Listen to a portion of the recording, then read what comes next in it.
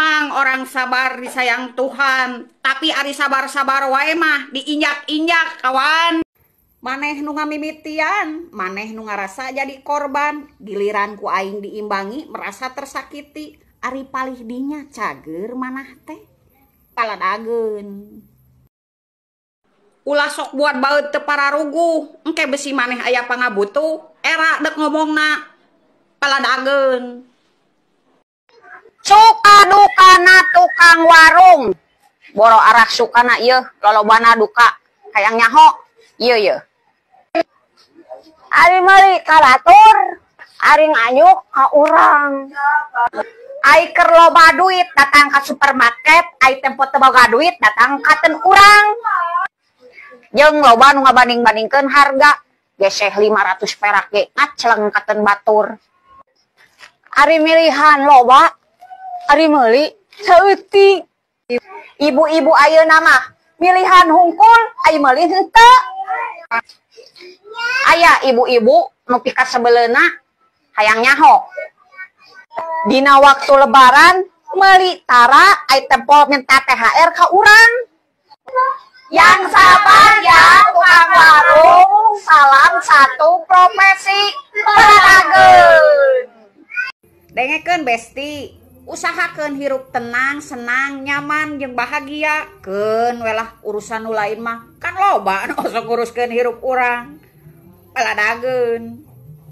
Fisik bisa dirubah, materi bisa dicari. Cewek yang menampung cowok mokondo tidak datang 2 kali. Cek menyalawi, templing nih bos.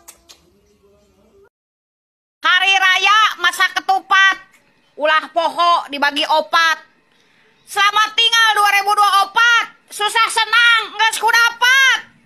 Paladageun, welcome pokokna tahun 2025. Loba nu mostingkeun susu nepi ka poho di baju, make legging warna biru, surabi meuni munu dor teret teret teteng. Sakali nginjem duit mah datang ka imah melas-melas curik-curik giliran ditagih ka imah pagaweana teh ngaleungit sakalina panggih ngomongna icuk cole dibayar icuk cole dibayar ari kana nginjem meuni resep tempo mayar hese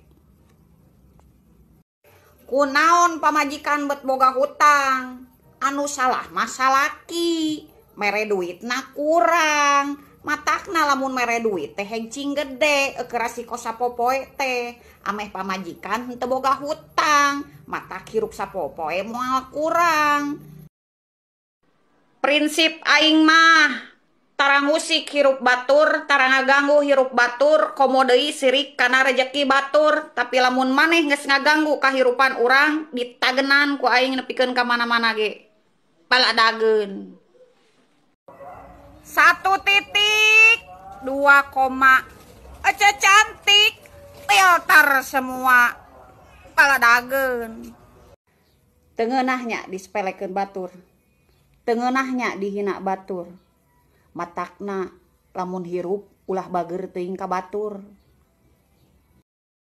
boga prasangka bener ka kabeh jelema tapi inget ulah nyangka bener ka kabeh jelema soalna jelema zaman ayeuna mah hareupeun kos nu heueuh tukangeun mah ieu ngusapan bari jeung neke paladageun